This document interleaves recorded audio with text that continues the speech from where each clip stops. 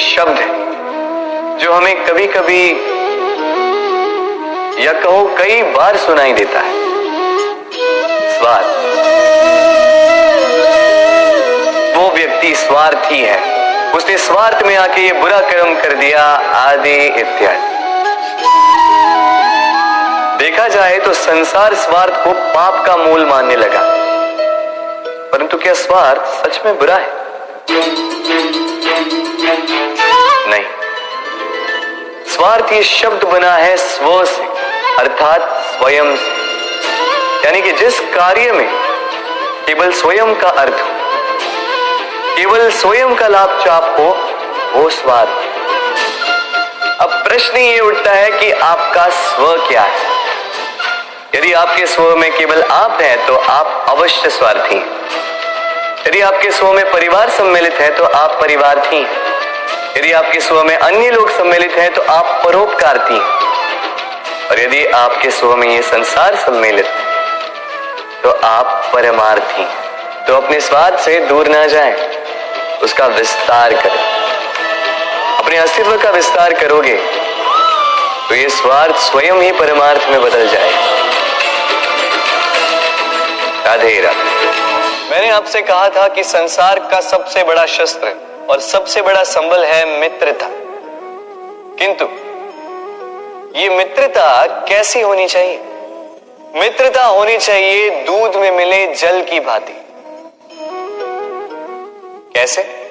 दूध में जब जल को मिलाया जाता है तब वो जल स्वयं दूध बन जाता है। तो सोचिए, दूध की मित्रता से जल का अस्तित्व कितना बढ़ गया। किंतु ये कथा यहीं समाप्त नहीं होती। जब दूध को गर्म किया जाता है तब जल अपनी मित्रता निभाता है। जल स्वयं पहले इसका ताप लेता है, स्वयं के अस्तित्व को भाप बनाकर जला देता है और दूध को बचा लेता है। फिर उसके पश्चात अपने मित्र के जाने से दूध में उबाल आता है। वो पात्र से निकलकर बहने लगता है और वो शांत केवल तभी होता है जब उसमें थोड़ा जल मिला दिया जाता है। अर्थात मित्रता वो जो मित्र के अस्तित्व का विस्तार कर दे। मित्रता वो जो मित्र के लिए स्वयं के अस्तित्व को जला दे। मित्रता वो जिसमें सुख और दुख दोनों मित्र से जुड़ा हो। तो ऐसे मित्र बनाओ जिसके समक्ष कुबेर का कोष भी फीका पड़ जाए। राधे राधे। भूल और मनुष्य, इन दोनों का संबंध कुछ वैसा है जैसा पंख और चिड़िया का, जैसा धारा और नदिया का। यदि भूल मनुष्य के स्वभाव का इतना महत्वपूर्ण अंग है तो आप सोचिए, इस पर लज्जा क्यों?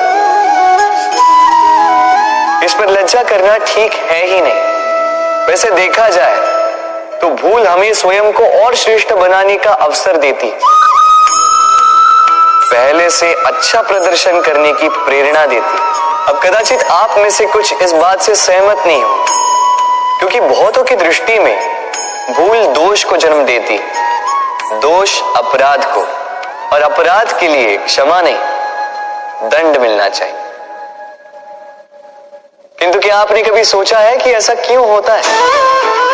क्या कारण है इसका? इसका कारण है भूल स्वीकार करने से बचना। यदि आप कोई भूल करोगे और उसे स्वीकारोगे नहीं तो वो भूल दोष में बदल जाएगी और वो दोष अपराध। तो साहस रखिए, अपनी भूल को स्वीकार करना अपनी भूल को सुधारने की दिशा में सबसे पहला कदम होता है।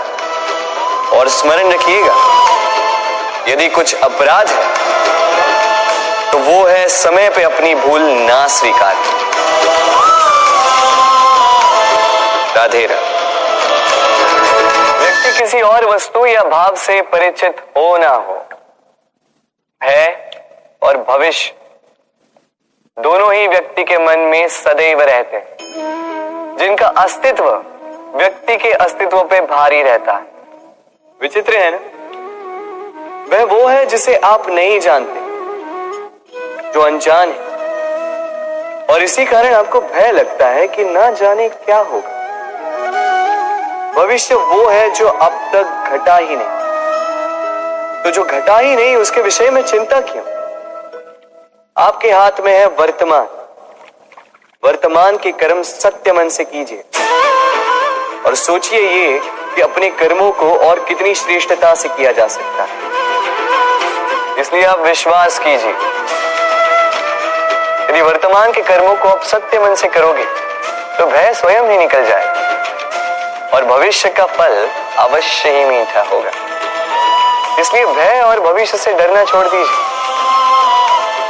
इस वर्तमान को जी। राधे राधे। कितना सुंदर पुस्तक है ना, सुंदर आवरण है, सजाए हुए पृष्ठ है।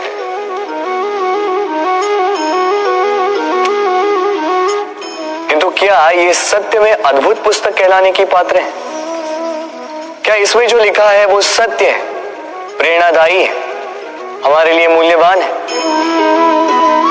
कैसे निश्चय लिया जाए इस बात का? अब आप सोचेंगे कि सीधी सी बात है, आवरण को देख के पुस्तक की गुणवत्ता कैसे जानी जा सकती है? इसके लिए तो आपको उसे पढ़ना होगा, उसे समझना होगा, समय देना होगा,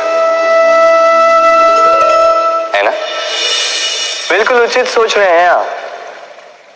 बस आश्चर्य की बात यह है कि पुस्तक के विषय में आप ये सारी बातें जानते हैं, किंतु किसी व्यक्ति के विषय में आप ये सारी बातें मन में नहीं लाते। व्यक्ति का मूल्यांकन भी उसके वस्त्रों से, उसके शारीरिक रूप से या उसकी सुंदरता से नहीं किया जा सकता। उसके लिए आपको उस व्यक्ति को पढ़ना होगा, उसे समझना होगा, उसे समय देना होगा। पर हम क्या करते हैं?